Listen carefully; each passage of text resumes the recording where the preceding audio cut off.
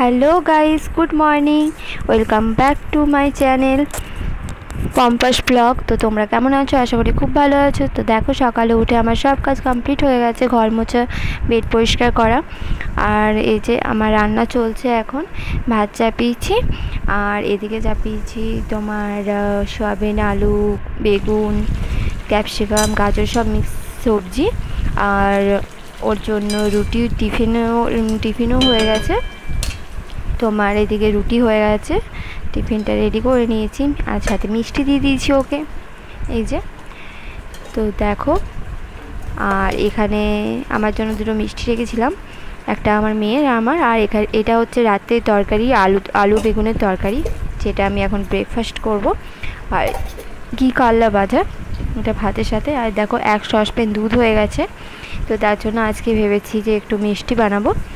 তো দেখা যাক কত দূর হয়। আর দেখো, আজকে কত সুন্দর রোদ উঠেছে। 2-3-4 দিন ধরে এত বৃষ্টি হচ্ছে না, মানে কিছু বলার নেই। তো হাই গাইস, দেখো আমি চলে এসেছি সব কিছু কাজ কমপ্লিট করে, মেয়েকে স্নান করিয়ে। তো এই কূপ ভাতটা আমার মেয়ের। তো আজকে ভাবছি অনেক দিন পর একটু পেন্ট করা যাক, তো তাই তোমাদের সাথে একটু শেয়ার করছি। দেখা যাক পেন্টটা কেমন হয়। আমি আমার মতো চেষ্টা করছি, দেখো কেমন হয়। ভালো লাগলে প্লিজ লাইক, কমেন্ট, সাবস্ক্রাইব করে দিও। তো চলো, আমি এটা দেখে কমপ্লিট করতে থাকি। কমপ্লিট করে তোমাদের লুকটা দেখাবো যে এই লুকটা কীরকম হলো, ঠিক আছে? তো চলো। তো দেখো গাইস, আমার পেন্ট করা হয়ে গেছে অলমোস্ট। তো দেখো তোমাদের কেমন লাগলো। আর আমি আমার মতো চেষ্টা করি, আমি এডিটিংটা সেরকম একটা পারি না, যতই করো ছোটো ইউজার। তো তোমাদের যদি ভালো লেগে থাকে তো প্লিজ দেখো কেমন হয়েছে আমার কূপ ভাঁড়ের পেন্টটা। আমি আমার মতো চেষ্টা করেছি, আমি এতটাও ভালো পারি না। আমি পুরোটাই হোয়াইট করে তারপর আমি পেন্ট করতে ভেবেছিলাম।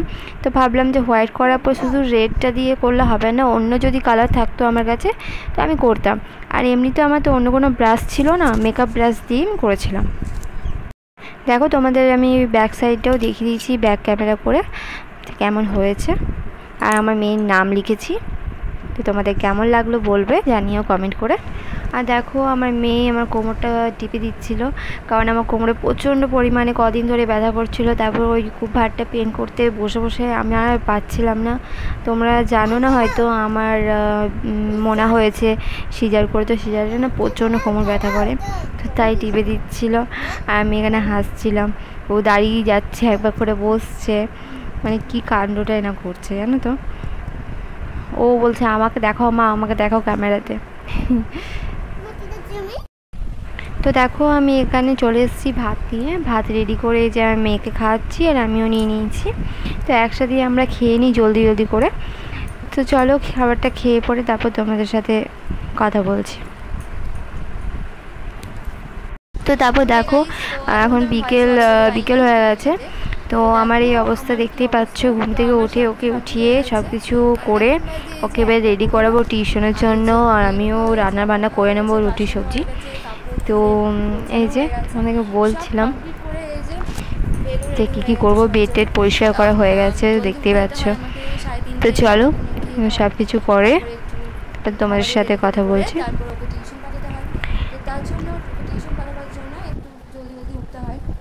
তো চলো, বেশি কথা আর বলা হবে না, এবার দেখা হচ্ছে তোমাদের সাথে বিকেলে। চল, তারপর ওকে রেডি করে টিউশন পাঠাবো, আমি নিজেই টিউশন দিতে যাই। তো চলো। তো দেখো, আমি এখানে রাত্রে খাবারের জন্য এখানে তড়কা করেছি, আর মশলা ভাজতে চাপিয়ে দিয়েছি, তড়কাটা ভেজে নেবো। আর রুটিটা আমার আগেই হয়ে গেছে, তো এটা করে নিই।